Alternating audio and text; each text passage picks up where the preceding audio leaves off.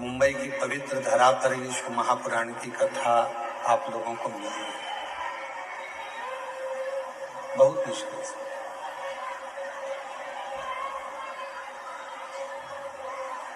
यजमान परिवार की थी, उसमें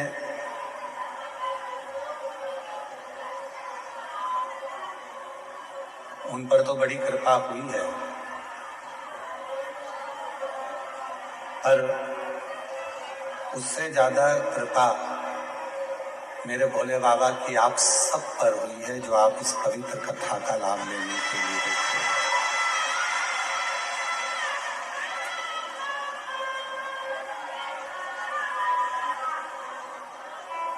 अब इस कथा में से आप कितना ग्रहण करते हैं, कितना अपनी जिंदगी में उतारते हैं, ये आपके ऊपर निर्भर करता है।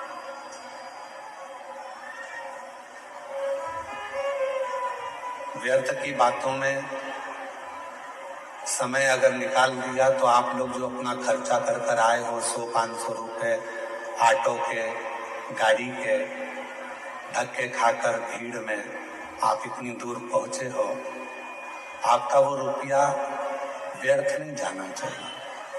इस कथा को इतने दिल से सुनो कि दूसरी बार कथा के मंडप में बैठो तो बाबा आपकी करुणा कर कर यहाँ आपका पत्र लेकर।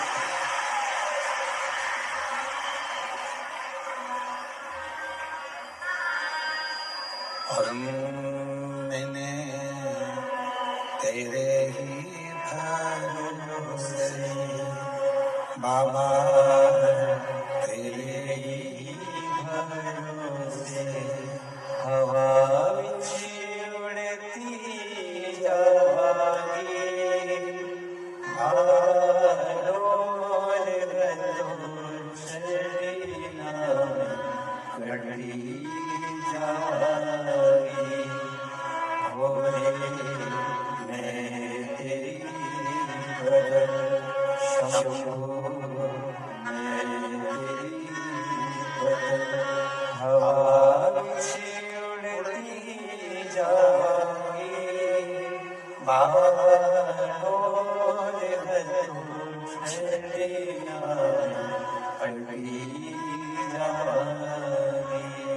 जब तक शिव की कृपा न हो, शंकर की करुणा न हो, तब तक कोई व्यक्ति की सामर्थ्यता नहीं हो सकती कि वो शिव की कथा में या शंकर के शिवालय तक पहुंचे। ये उसकी कृपा हुई है, इसलिए आप सब लाखों की संख्या में इस मीरा भयंदर की पवित्र धरा पर बैठकर शिव महापुराण की कथा का लाभ ले रहे हैं। ये उसकी कृपा है।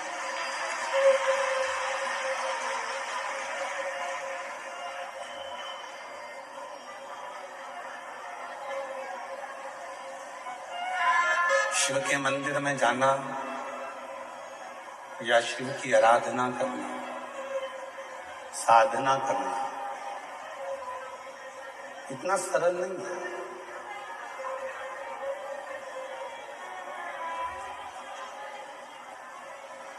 कहते हैं कि जब हम एक लोटा जल लेकर भगवान शंकर के मंदिर में पहुंचते हैं, जब एक लोटा जल लेकर हम शिव जी के मंदिर में जाते हैं और भगवान देवाधिदेव महादेव को जब एक लोटा जल धीरे धीरे कर कर हम समर्पित करते हैं, उस जल चढ़ाने में,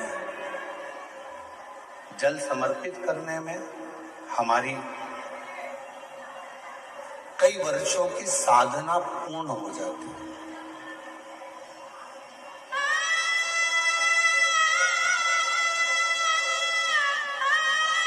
एक बार माता सती जी ने भगवान शिव जी से एक प्रश्न किया था।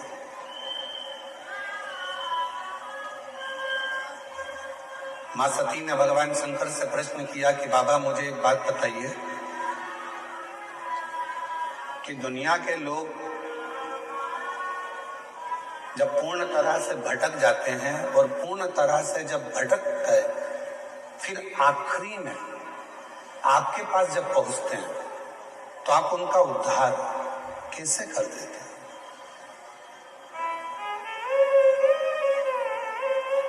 बहुत भटका, दुनिया के ठोकर खाई, दुनिया के धक्के खाए, बहुत दुनिया की चौखट पर हाथ पैर जोड़ कर आया, तब जाकर आपके पास पहुंचा।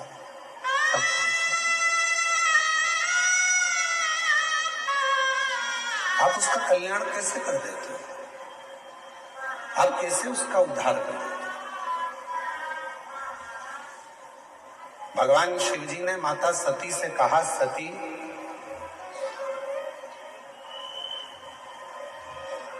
₹3.5 करोड़ रोम छिद्र ये मनुष्य के शरीर में है और 21,600 श्वास मनुष्य के शरीर से प्रतिदिन निकलती है। रोज प्रतिदिन 21,600 श्वास इस शरीर से निकलती है। 3.5 करोड़ इस शरीर में रोम छिद्र हैं और ना जाने कौन सी श्वास आखिरी होती है, पता नहीं पड़ता। शिव कहते हैं जैसे डूबने वाला व्यक्ति को पानी एक मौका देता है, उछाल कर बाहर फेंक देता है। जो नदी में डूबते हैं, कुएं में डूबते हैं, सरोवर में डूबते हैं, खड्डे में डूबते हैं, समुद्र में डूबते हैं, पानी में डूबते हैं, तो उनको जल एक मौका बाहर निकलने का देता है कि आप इस पानी से बाहर निकल जाओ।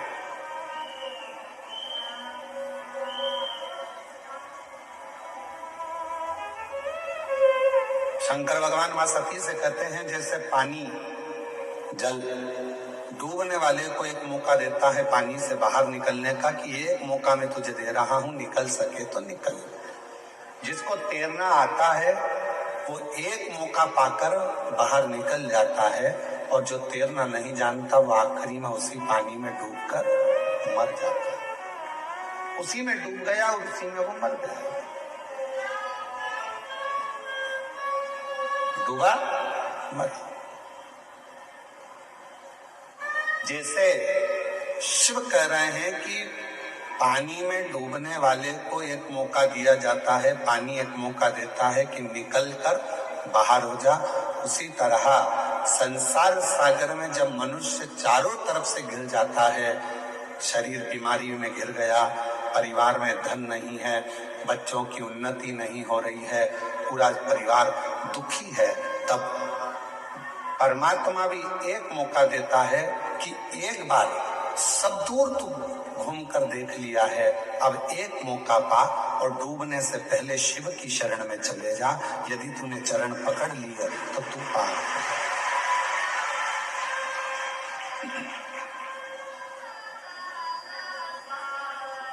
यदि तूने चरण पकड़ लिए तो तू पार हो गया और यदि चरण नहीं पकड़े तो तू रह गया।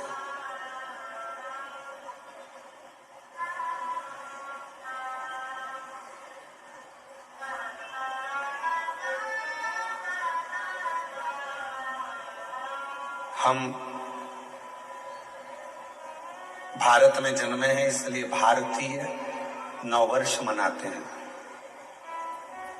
चैत्र के महीने में गुड़ी पड़वा के दिन हमारे भारतीयों का नया वर्ष प्रारंभ होता है। फिर भी आज के बेटा बेटी जितने कैलेंडर से नया वर्ष मनाते हैं, 2025 जाएगा, 2026 आएगा।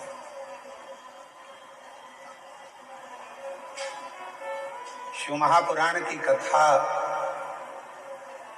इस 2025 में आपके मुंबई में हो रही है। जब अगला 2026 आए तो यहाँ पर जितने शिव भक्त बैठे हैं वो भगवान से ऐसी प्रार्थना कर कर जाना कि मेरे भोले बाबा हमको उस लायक बनाना कि एक बार हम भी अपनी मुंबई में शिव महापुराण की कथा। इतना सामर्थ्यवान हमको बनाना। अब उतना सामर्थ्यवान बनने के लिए आपको 2 चीजें चाहिए। आप सब 2026 जब प्रारंभ हो तो 2 चीजें अपने पास में रखना, एक मेहनत और दूसरा महादेव अगर आपके पास में है तो आप 2026 में एक ना एक बार शिव पुराण की कथा जरूर करवा सकते हो। मेहनत और महादेव। आज व्यक्ति मेहनत से पीछे हट जाता है। शिव महापुराण की कथा कहती है दुनिया में ऐसा कोई कुर्सी नहीं, ऐसा कोई सिंहासन नहीं, ऐसा कोई पद नहीं जिस पे तुम नहीं बैठ सकते।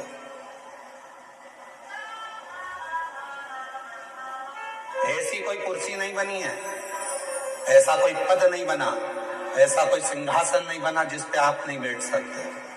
बस उस पे बैठने के लिए आपको दिन रात एक करना पड़ेगा, बहुत मेहनत करना पड़ेगी और साथ में महादेव को एक लोटा जल चढ़ाना पड़ेगा, तो वो कुर्सी आपके पास में आएगी, वो पद भी आए।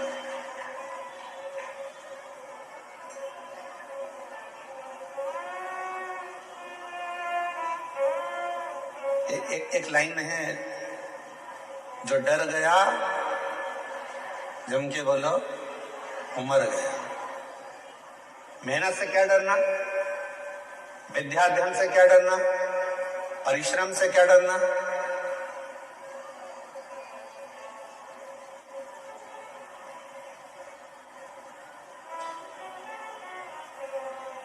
किसी ने कह दिया कि तू ये डॉक्टर की पढ़ाई नहीं कर सकता, तू नीट क्लियर नहीं कर सकता, तू आईएएस ऑफिसर नहीं बन सकता। जिसने कहा उसी दिन अपने मन में संकल्प कर लीजिए कि अब मैं नीट क्लियर कर रहूंगा, अब मैं सीए क्लियर कर रहूंगा, अब मैं आईएएस ऑफिसर बनकर रहूंगा। अब मुझे मेहनत को बढ़ाना है, 4 गुना करना है, परिश्रम करना है, रात दिन एक करना है और शिव जी को एक लोटा जल चढ़ाना है और बढ़ते चले जाना है। तो निश्चित है कि मैं अपनी उस मंजिल तक पहुंचूंगा।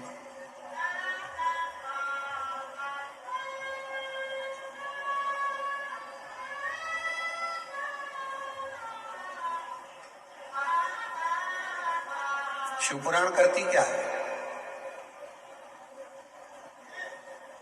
शिव महापुराण का कार्य क्या है? जो होश में है शिव पुराण उसमें जोश भरती है। किसको जोश भर रही है? जम के बोलो, जो होश में है। शिव पुराण क्या करती है? जो होश में है उसको जोश भरती है। होश कैसा? कई लोग होते हैं नशे में रहते हैं, उनको होश ही नहीं रहता। कोई धन के नशे में है, कोई सत्ता के नशे में है, कोई वैभव के नशे में है, कोई अपनी वाणी के नशे में है, कोई अपनी काया के नशे में है, कोई अहंकार के नशे में इतना चूर रहता है कि उसमें फिर होश नहीं रहता, उसमें होश नहीं रहता। इतना नशे में डूबा रहता है कि वो होश खो बैठता है, उसके अंदर होश नहीं रहता।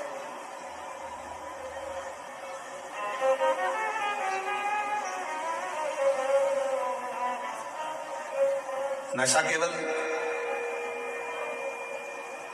मदिरा का, दारू का नहीं होता, नशा अहंकार का भी होता है, धन का भी होता है।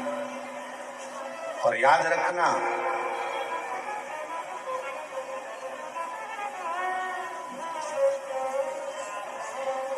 पानी में डूबोगे तो बचने के सार हैं,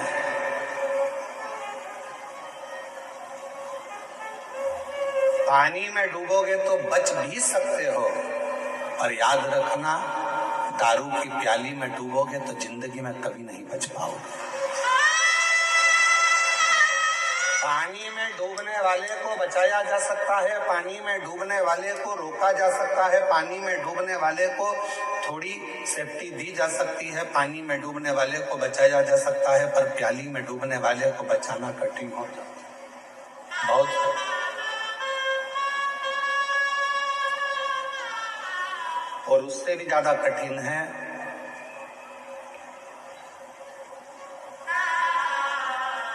अहंकार के नशे में डूबने वाला व्यक्ति, अभिमत्ता में डूबने वाला व्यक्ति।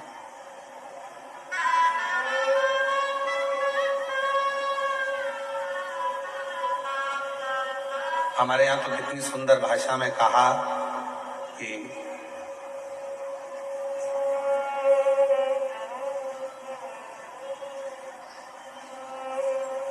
कोई भाग्य से, कोई किस्मत से ये शिव महापुराण की कथा अपने नगर में, अपने गांव में, अपने शहर में आती है।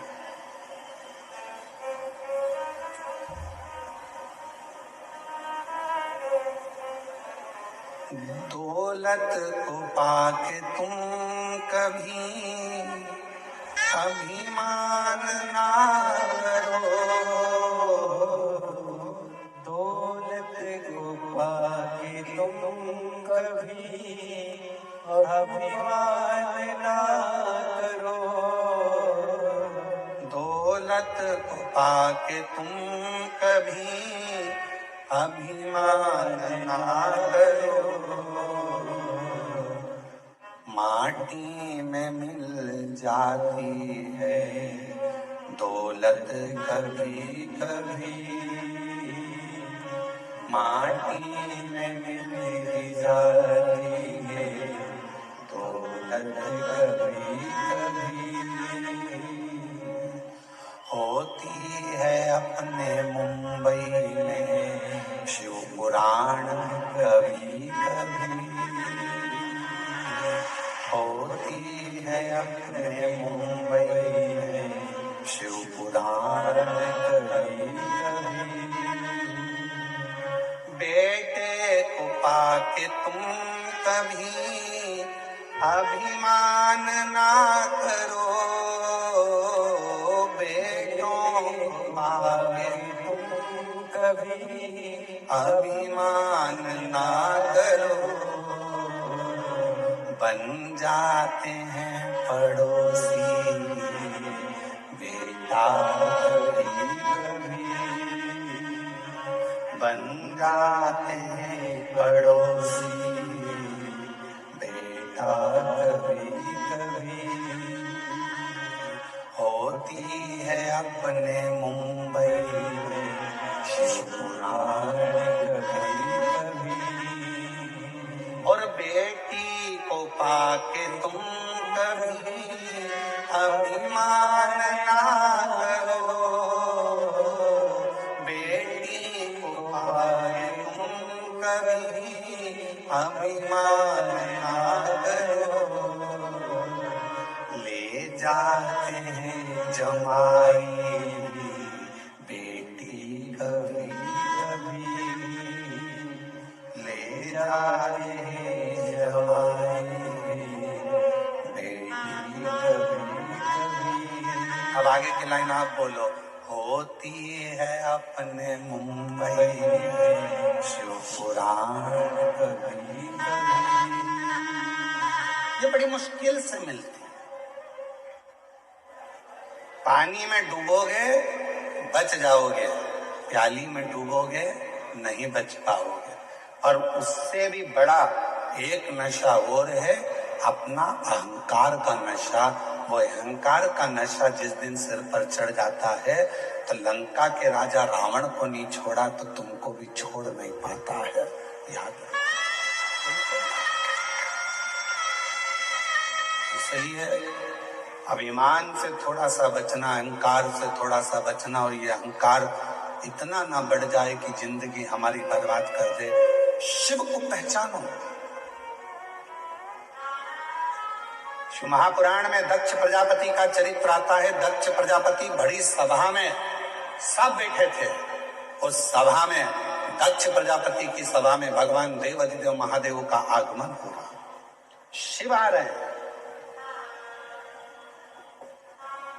और दक्ष प्रजापति की सभा में भगवान शिव का आगमन हो रहा है, शंकर।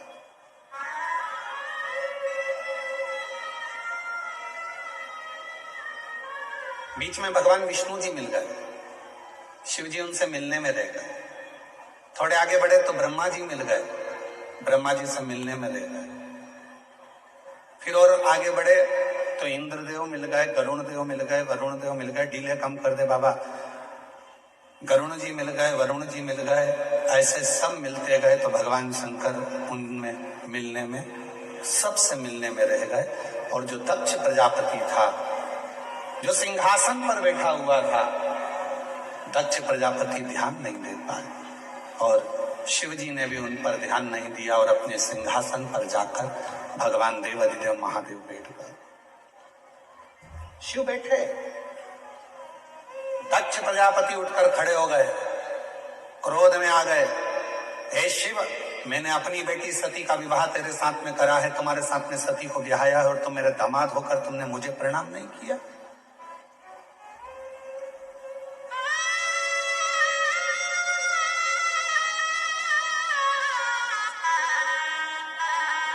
ब्रह्मा जी खड़े हो गए।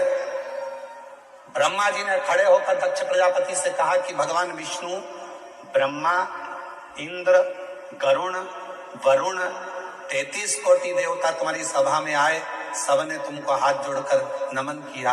अगर शिव जी ने नहीं करा तो तुम्हें शांत रहना चाहिए, पर सिर के ऊपर तो अहम इतना भरा हुआ था कि सबने प्रणाम करा वो नहीं दिखा और शिव ने प्रणाम नहीं करा वो दिख गया। ये दुनिया की रीति है। आज के मेहमान और पहले के मेहमान में अंतर है। पहले के मेहमान को ले जाकर आधा गिलास पानी भी देते थे ना, तो पहले के मेहमान कहते थे बहुत बढ़िया भैया पानी पिला दिया तुमने। आधी कप चाय भी देते थे तो पहले के मेहमान कहते थे भैया बहुत अच्छा घर है, कम से कम चाय तो पिला दी। उन्होंने ये नहीं कहा कि आधा गिलास पानी था कि आधा कप चाय थी। आज का मेहमान ऐसा हो गया कि अगर उसको थोड़ा सा गिलास पानी का खाली होगा तो वो मुख से कह देगा आधा गिलास पानी खाली है। निवेदन है, खाली क्यों दिख रहा है? क्योंकि तुम्हारी बुद्धि खाली है। अगर बुद्धि में प्रेम भरा होता, भक्ति भरी होती, ज्ञान भरा होता तो वो गिलास खाली नहीं दिखता, जितना पानी आया वो भरा हुआ ही नजर आता। पर हमारी बुद्धि अज्ञानता से भरी, हमारी बुद्धि अज्ञानता से भरी है, हमारी बुद्धि अविवेकता से भरी है। हमारी बुद्धि में वो भक्ति, वो प्रेम, वो श्रद्धा, वो विश्वास सब समाप्त होते चले गया, इसलिए हमको उसमें कम नजर आता, कम दिखता।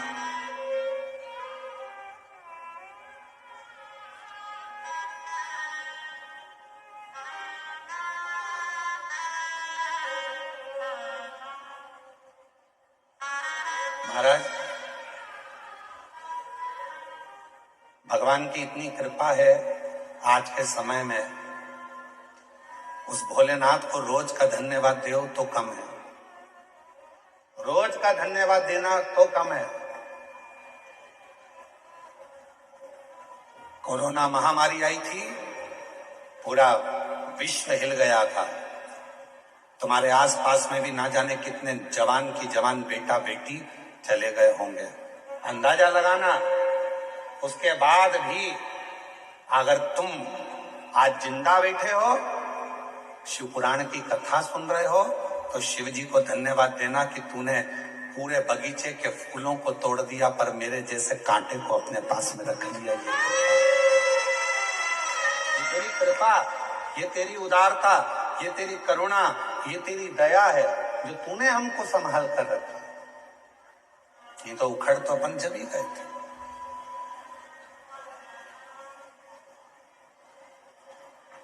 एक होती है गुलाब जामुन, एक होता है गुलाब का फूल। किस किसने देखी दोनों चीजें? हाथ उठाओ जल्दी से। सबने देखी है?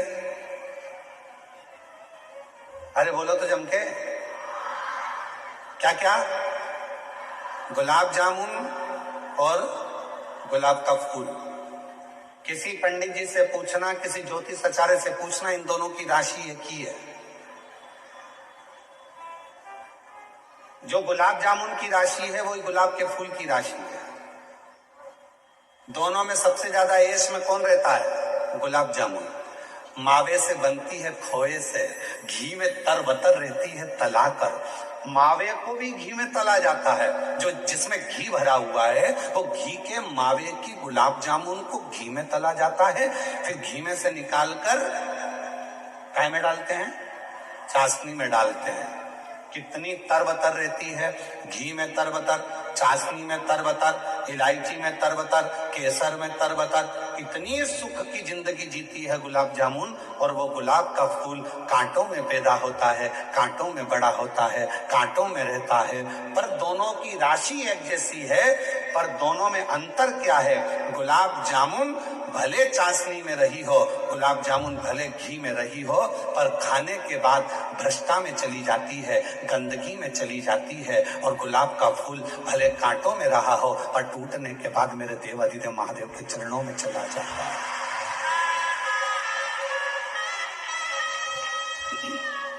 शिव के चरणों में, भगवान शंकर के चरणों में चला जाता है। राशि एक ही है, गुलाब का फूल और गुलाब जामुन की राशि एक ही है, पर याद रखना, सुख मिल रहा है वो परमात्मा से दूर है, दुख मिल रहा है परमात्मा के नजदीक है, परमात्मा के नजदीक।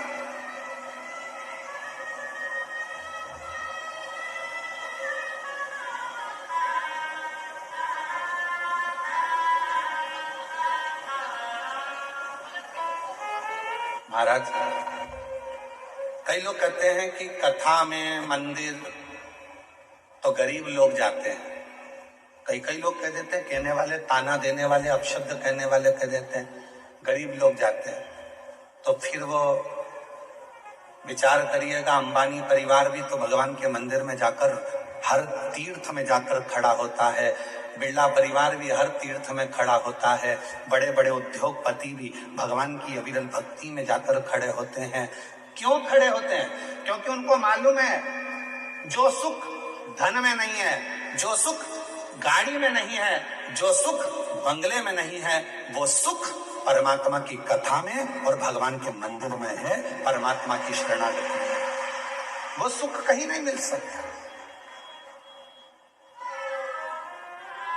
एसी के रूम में तो हमेशा ही रहते हो, अच्छी अच्छी गाड़ियों में तो हमेशा ही घूमते हो, दिल्ली के मुंबई के ट्रैफिक में तो हमेशा ही फंसते हो।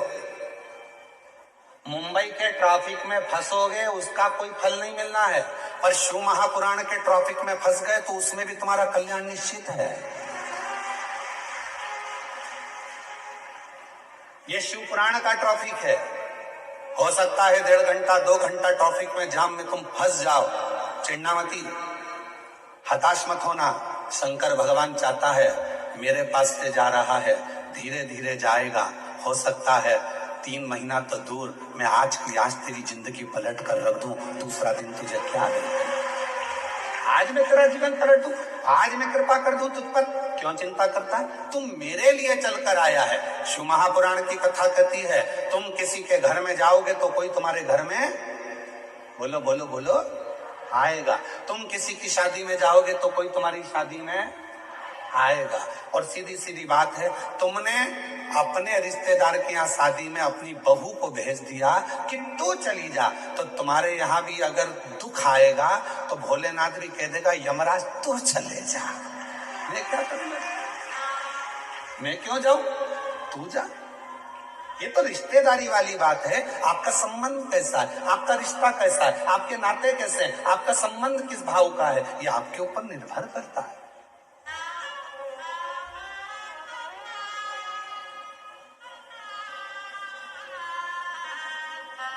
आप उसके आश्रित होकर जिए। सती मैया कह रही है शिवजी से, आप इन संसार के लोगों को तार कैसे देते हो? शंकर भगवान ने कहा, सब दूर से हताश होकर जब वो मेरे पास में आता है तो मेरा हो जाए।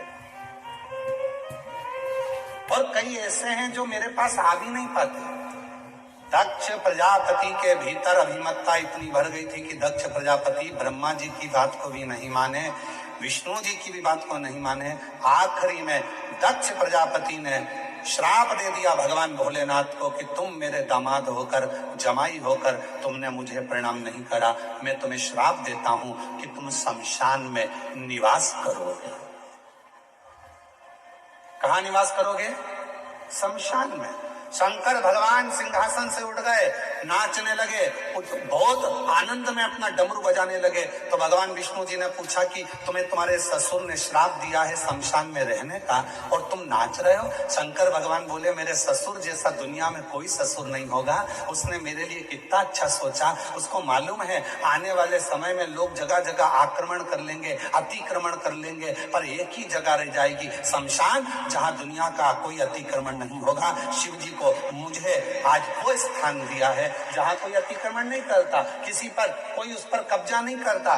दुनिया में बंगला बनाओगे तो लोग कब्जा कर लेंगे, मकान बनाओगे तो कब्जा कर लेंगे, फ्लैट बनाओगे तो कब्जा कर लेंगे, दुकान बनाओगे तो कब्जा कर लेंगे, होटला बनाओगे तो कब्जा कर लेंगे, पर शमशान में कोई कब्जा नहीं करता। जिस जगह पर मुर्दा जलता है उतनी जगह कोई कब्जा नहीं करता। सबको मालूम है एक दिन यही सज धज के आना है और आखिरी में शिव के हो जाना है, फिर कोई बचता कुछ नहीं। उसमें डरने वाली बात कौन सी है?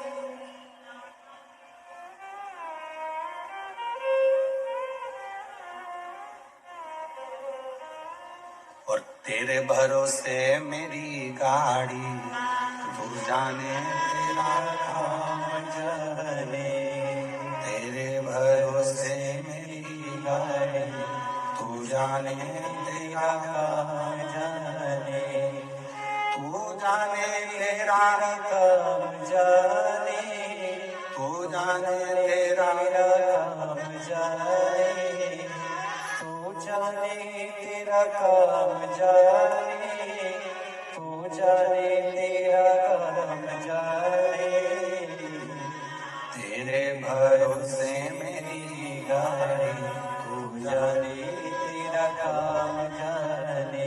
तेरे भरोसे में जी रहा हूं, कुछ भी नहीं, कुछ भी नहीं। हम उस पर आश्रित हो जाए।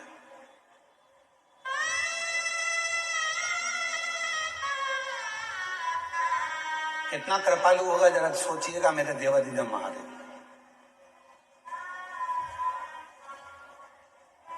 एक मधुरा नाम की अप्सरा थी, बहुत सुंदर थी, बहुत सुंदर।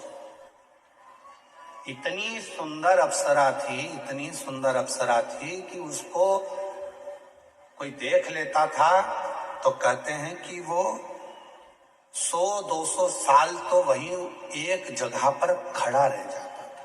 इतनी सुंदर अप्सरा थी मधुरा, इतनी सुंदर।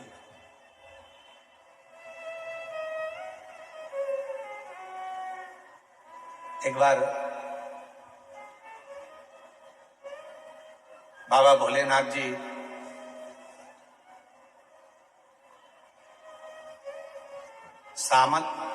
समाधि में लीन थे, साधना में लीन थे। बहुत तेज जलवृष्टि हो गई, बहुत तेज।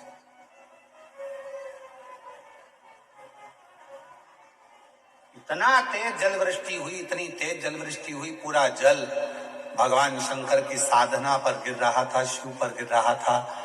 शंकर भगवान बड़े सुंदर दिख रहे थे, बड़े सुंदर। कभी मौका लगे तो दर्शन करिया करो, कभी कभी कभी ऐसा भी दर्शन करा करो जब शिवजी के शिवलिंग के ऊपर जो जलाधारी लगती है। करें आप लोगों ने दर्शन? शिवजी के शिवलिंग के ऊपर जो जलाधारी होती है और जलाधारी में से बूंद बूंद पानी शंकर भगवान के ऊपर गिरता है, शिवजी के ऊपर गिरता है। कभी कभी उसका भी एक प्रेम से दर्शन करा करो, बहुत ध्यान से दर्शन करा करो कभी उसका। आप लोगों को पहले भी कहा कि जो जलाधारी होती है जिसमें से बूंद बूंद पानी गिरता है, वो शंकर भगवान की 5 लड़कियां हैं। कितनी बेटियां हैं? 5। सब लोग उसका नाम बोलेंगे। जया, विषहरा, शामलीवारी, दौतली, देव। ये शंकर भगवान की 5 लड़कियां हैं जो शिवजी के ऊपर निरंतर एक एक बूंद पानी गिरा रही है। निरंतर जल गिर रहा है, निरंतर जल पड़ रहा है। कभी अगर मौका मिला करे तो एक बार जब आप शिव जी को जल चढ़ाने जाओ, लोटा भर के जल चढ़ाने जाओ, भगवान शंकर को जल अर्पित करने जाओ, तो कभी कभी अगर तुम्हारे थोड़ा सा समय तुमको तुम्हारे घर से अगर मिल जाए तो 2-5 मिनट शिव जी की जलाधारी में से जो पानी गिरता है उसका भी दर्शन करा करो, उसका दर्शन किया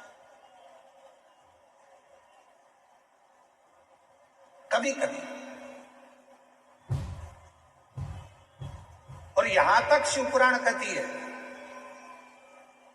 जलाधारी में से जब पानी गिर रहा हो और भगवान तुम्हारे हाथ में अगर कोई बेलपत्री का पत्ता हो, नहीं हो तो मंदिर की बेलपत्र जो चढ़ी चढ़ाई हो वो भी अगर आपने शिवलिंग पर चढ़ा दी और थोड़ी देर बैठ गए और बूंद बूंद पानी उस पर से गिर रहा है, थोड़ी देर वो जया विषहरा शामली बारी दौतली देव, वो बूंद बूंद पानी उसमें से गिर रहा है, उसको गिरने दो।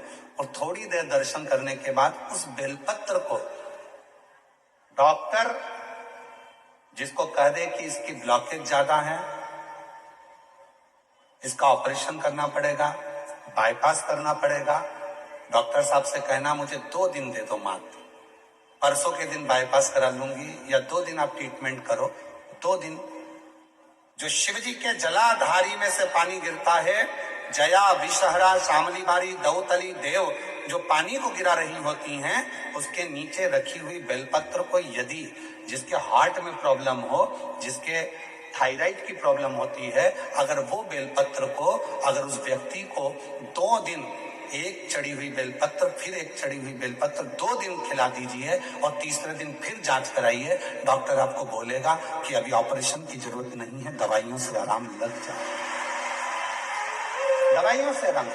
डॉक्टर को जरूर दिखाओ, डॉक्टर का इलाज करवाओ, क्योंकि हमारे यहाँ शिव महापुराण में डॉक्टर को शिव का एक रूप कहा गया है, शंकर भगवान को डॉक्टर कहा गया है, क्योंकि शिव और डॉक्टर दोनों को विश्वास का प्रतिबिंब कहा गया। डॉक्टर का प्रतिबिंब विश्वास। एक पत्र है, अच्छा है,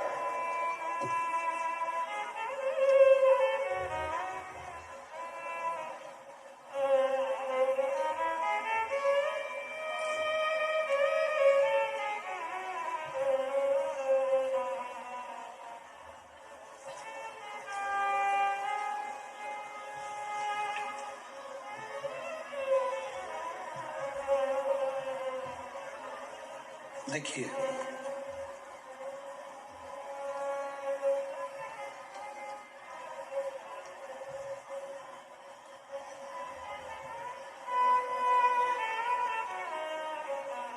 मेरा नाम साधना मिश्रा है, मेरे पति का नाम शिव शंकर मिश्रा है। मैं विरार पालघर महाराष्ट्र में रहती हूँ। कहीं बैठी हो तो हाथ हिला सकती हैं, अगर कहीं बैठी हो तो हाथ हिला सकती हैं। मेरा नाम साधना मिश्रा है, मेरे पति का नाम शिव शंकर मिश्रा है। मैं विरार पालघर महाराष्ट्र में रहती हूँ। कहीं बैठी हो तो हाथ हिला सकती हैं। आप ही हैं, आ जाइए, आ जाओ, एक बेलपत्र लेकर जाइए। गुरुजी, मैं बाबा की कृपा का क्या वर्णन करूं। 2022 में मेरे पति को कैंसर हो गया था। टाटा हॉस्पिटल मुंबई में मैंने दिखाया, डॉक्टर बोले 4थे स्टेज का कैंसर है, मात्र 6 महीने की इनकी उम्र है, तुम इनकी सेवा कर लो और इससे ज्यादा कुछ नहीं है। ऑपरेशन भी कराओगे, सफलता इसमें नहीं है, क्योंकि 4th स्टेज का है, ये नहीं बचेंगे, इनको आप घर ले जाओ। हमने डॉक्टर से कहा आप दवाइयां दीजिए, बाकी का शिव जी पर छोड़ दिया। गुरुदेव, एक रिश्तेदार ने कहा सीहोर वाला बाबा कथा कहता है, वो वर्णन करता है कि शिव पर चढ़ी हुई बेलपत्र यदि खिलाई जाए, शंकर पर चढ़ा हुआ पानी पिलाया जाए और घर से 1 लोटा जल रोज ले जाकर चढ़ाया जाए तो उसका फल मिलता है। गुरुदेव, मैं तो जानती भी नहीं थी, किसी के कहने पर मैं सीहोर पहुंच गई। सीहोर में जाकर वहां कंकर शंकर की पूजा की है।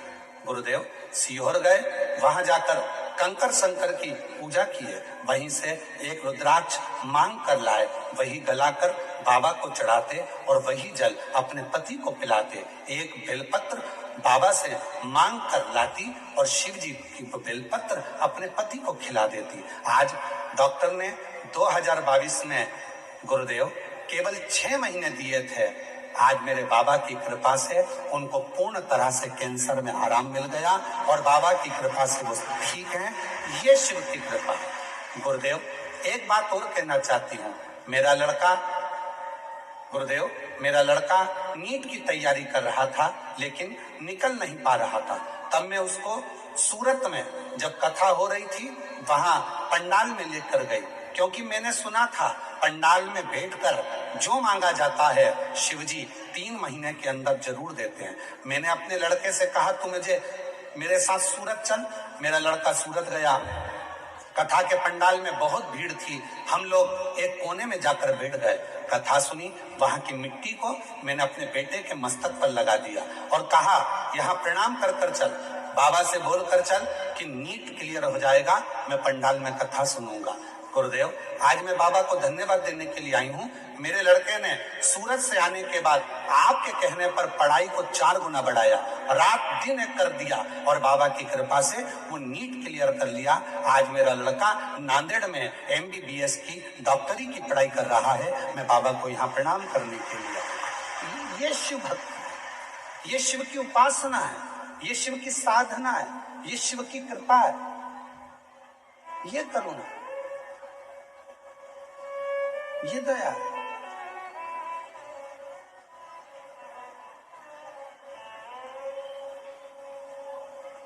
किस विश्वास के साथ आप आए हैं? क्या कहने के लिए बाबा के पास बैठे हैं? तुम्हारी मुंबई में बहुत कथा होती होगी, बहुत इवेंट होते होंगे, पर याद रखना ना तो ये कथा है और ना ये इवेंट है। यहाँ तो जितनी बेटियां और जितने बेटे आए हैं वो अपने पिता से, देवाधिदेव महादेव से बात करने के लिए आए हैं, अपने बाप से मिलने के लिए, वो अपने पिता से मिलने के लिए आए, अपने दिल का भाव कहने के लिए आए। ये इवेंट नहीं है, ये बाबा का घर है, ये बाबा का दर है। कहते हैं भूमि पर अगर एच लिखा होता है तो वह हेलीपैड कहलाता है, जहां हेलीकॉप्टर उतर जाता है। शिव महापुराण का जहां पंडाल लगता है, मेरा भोलेनाथ कैलाश पर से भ्रमण करता हुआ आता है और उस कथा के पंडाल में उतर जाता है। कथा वो शिव है, वो शंकर।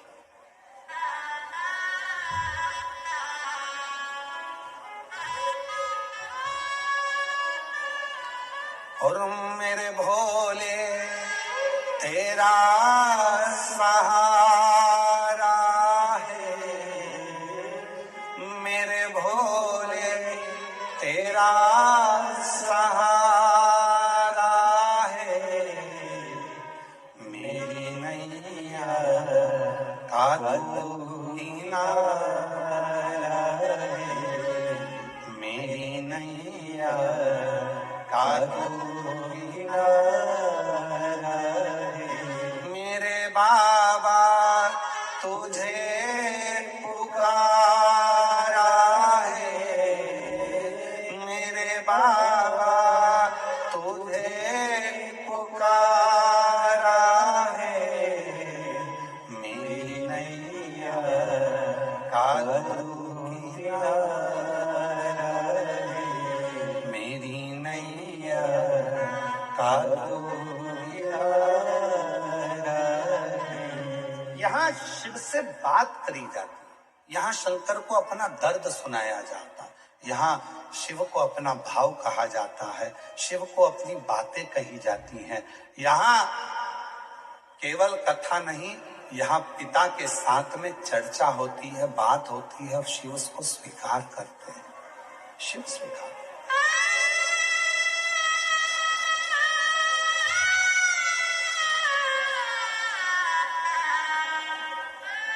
आप में से कितनी माताएं हैं जो सब्जी बनाती हैं रोज, अपने अपने घर में जो सब्जी बनाती है? सब बनाती हो? ठीक है। सब्जी इतनी बनाना है, तो बघार भी क्या इतना ही बनाओगे? चमके तो बोलो नहीं। बघार कितना सा बनाओगे? इतनी दाल है, मालूम पड़े एक किलो तुमने दाल बनाई, 1 किलो आलू की सब्जी बनाई, तो उसमें बघार कितना डालोगे? थोड़ी सी राई, थोड़ी सी जीरा, थोड़ा सा तेल, थोड़ा सा नमक, थोड़ी सी मिर्ची, थोड़ा सा हरा धना, ये सब पिसा धना, गरम मसाला, थोड़ा सा। दाल 1 किलो है, बघार थोड़ा सा। शिव महापुराण की कथा भी ये कहती है जीवन बहुत बड़ा है, शिव महापुराण की कथा बहुत छोटा सा बघार है। अगर अपनी जिंदगी में स्वाद चाहते हो, दाल में स्वाद कब आएगा? जब उसमें थोड़ा सा बघार लग जाएगा। अपनी जिंदगी में उन्नति कब पाओगे? जब आप 5 या 7 दिन शिव महापुराण की कथा में जाकर बैठ जाओ। ये बघार है, थोड़ा सा बघार है ये अपनी जिंदगी को संवारने का। ये थोड़ा सा बघार है अपने जीवन को श्रेष्ठ बनाने का। थोड़ा सा बघार, उसमें श्रेष्ठ, उसमें सुख का अनुभव होगा, उसमें आनंद का अनुभव होगा। आ जाओ, आ जाओ।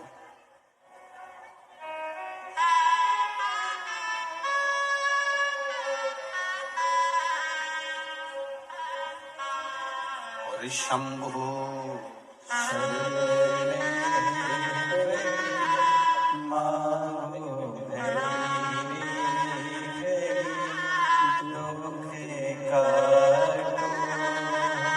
जोरदार ताली बजाओ।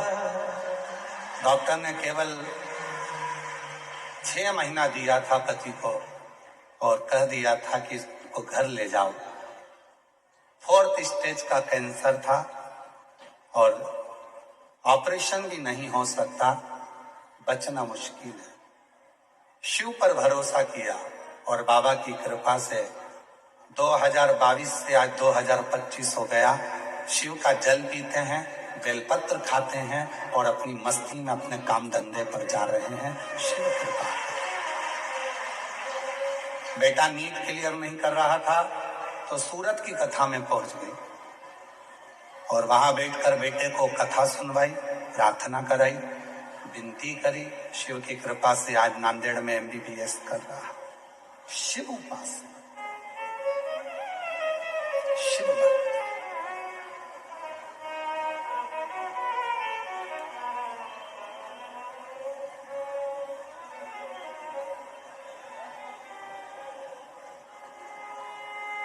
दया करो भोलेनाथ हम पर, दया करो, दया करो भोलेनाथ हम पर, दया,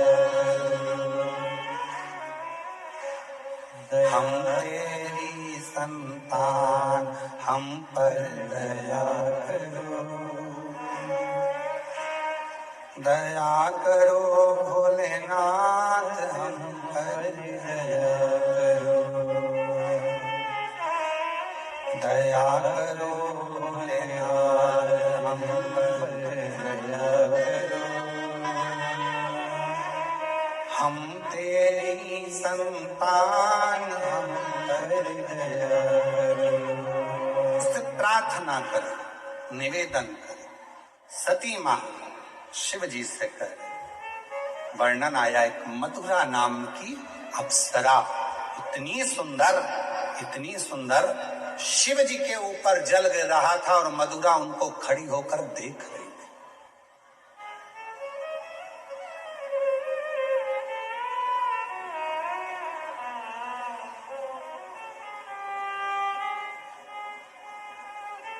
जो मधुरा अप्सरा को देखता था वो खड़ा की खड़ा रह जाता था सालों तक। पर शिवजी के सामने मधुरा अप्सरा पहुंची पर भगवान देवाधिदेव महादेव ने अपने नेत्र तक नहीं खोले। भगवान शंकर नेत्र नहीं।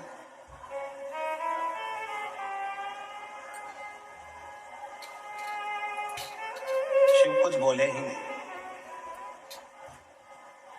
रोज प्रतिदिन मधुरा अप्सरा थी, नृत्य करती, नाचती, चली जाती। रोज आती, रोज नृत्य करती, नाचती, चली। प्रतिदिन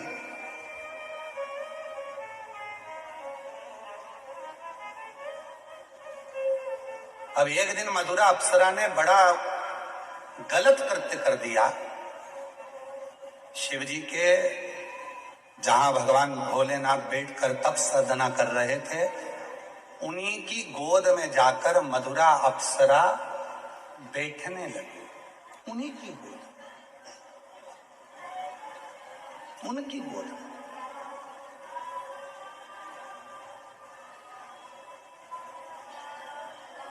मेरी जीजियों, मेरे जीजाओं, मेरी बेटियों बेटाओं, मेरी माता, मेरे बुजुर्ग माँ बाप, एक बात अपने अंदर उतार कर रखिएगा। शिव के मंदिर में जब जल चढ़ाकर आप वापिस आए, भगवान शंकर के मंदिर में जब जल चढ़ाकर आप वापिस लौटे, वापिस आए अपने घर की ओर, तो एक बार जल चढ़ाकर जब पीछे आप वापिस आ रहे हैं, तो एक बार दरवाजे के पास खड़े होकर या नंदी के पास खड़े होकर देव अधिदेव महादेव को नमन जरूर करा करो। कुछ नहीं बन सके तो हर हर महादेव कहा करो। ये भी ना बन सके तो पंचाक्षर मंत्र नमः शिवाय बोला करो, षडाक्षर मंत्र ओम नमः शिवाय बोला करो। ये भी ना बने तो श्री शिवाय नमस्तुभ्यम बोला करो, बोला करो। क्यों? हो सकता है हमारे पूजन में, हमारी अर्चना में, हमारी साधना में, हमारी आराधना में, भगवान की आराधना में, जल चढ़ाने में, पूजन करने में, कोई भगवान का भजन करने में कोई कमी रह गई हो, तो हम चलते चलते, जैसे आप लोग जाते हो तो जाते जाते कहते ना, भैया अगर कुछ कहने में गलती हुई हो तो क्षमा करना भैया, हम आपसे हाथ जोड़।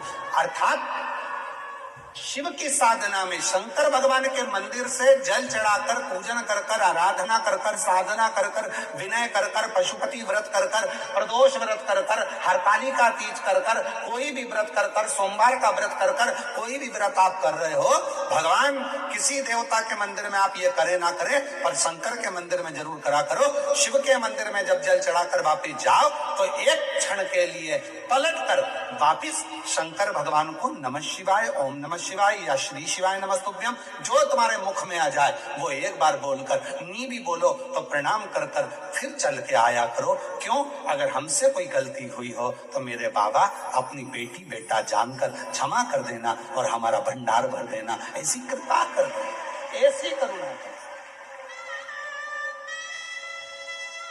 आप दे।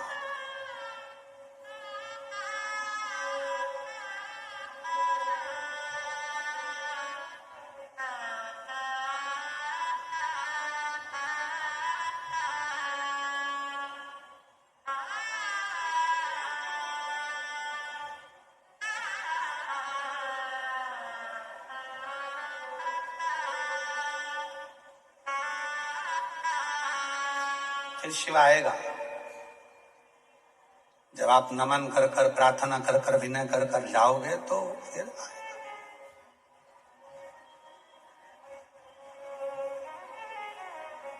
फिर पीछे नहीं हटोगे, कह सकते हो आला रे आला, शंकर आला, कहोगे आएगा, शिव जरूर आएगा, शंकर जरूर आएगा, अविरल भक्ति के साथ आएगा। और जब वो आएगा तो दुनिया के सारे दुख, सारी तकलीफें, सारे कष्ट मिटा दे। एक पत्र है, अच्छा है,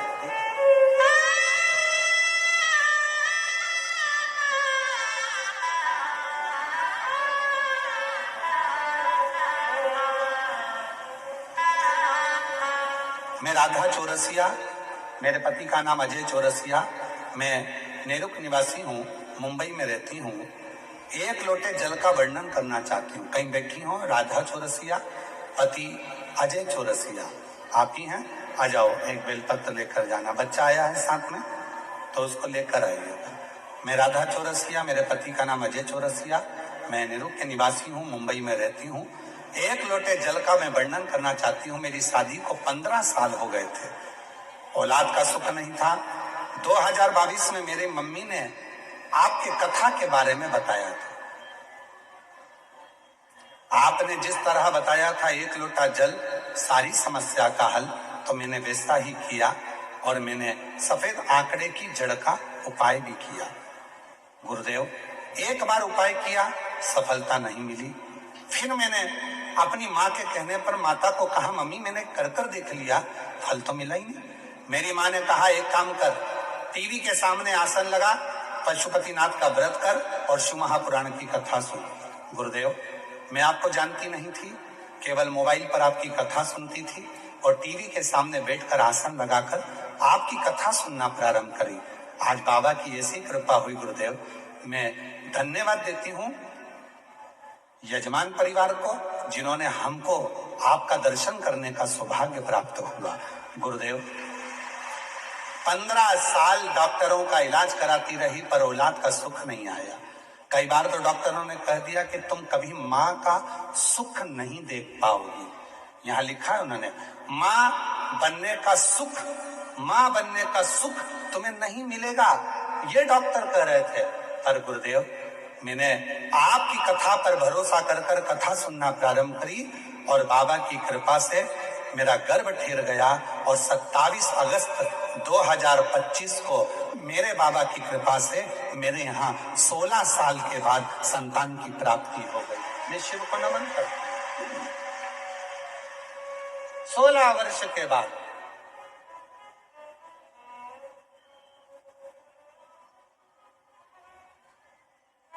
एक लाइन अच्छी लिखी है, अरे लुटा दिया भंडार काशी वाले, कर दिया माला माल काशी वाले, लुटा दिया भंडार काशी वाले, कर दिया माला माल काशी वाले, जो जैसी भावना लाया वो ऐसा ही फल पाया, नहीं खाई से लौटाया वो मन हर्षाया, कर दिया माला माल काशी वाले, लुटा दिया भंडार काशी वाले, लुटा दिया भंडार काशी वाले, कर दिया माला माल काशी वाले। शिव की आराधना से, भगवान शंकर की कृपा और उसकी साधना से क्या नहीं मिल सकता, क्या प्राप्त नहीं हो सकता।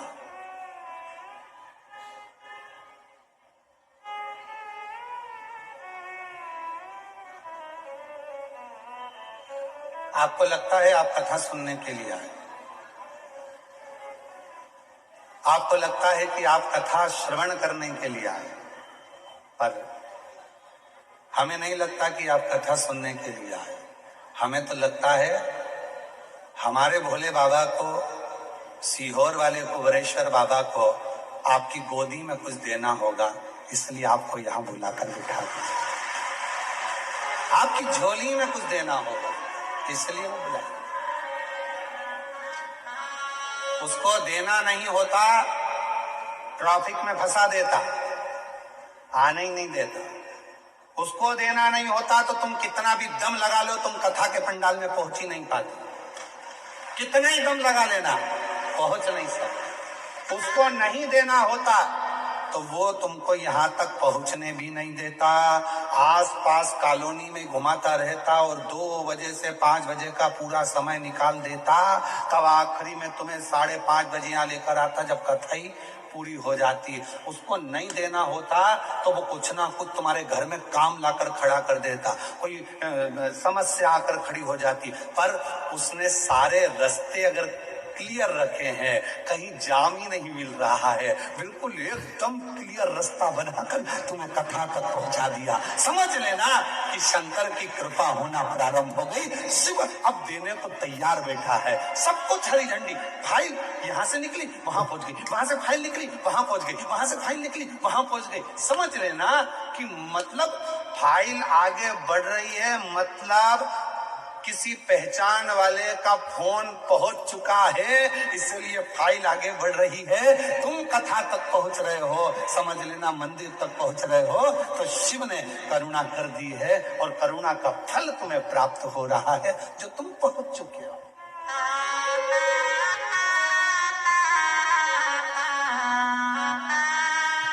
उसकी कृपा। बोल बम का नारा है, सारी समस्या का हल श्री शिवाय। कृपा करना,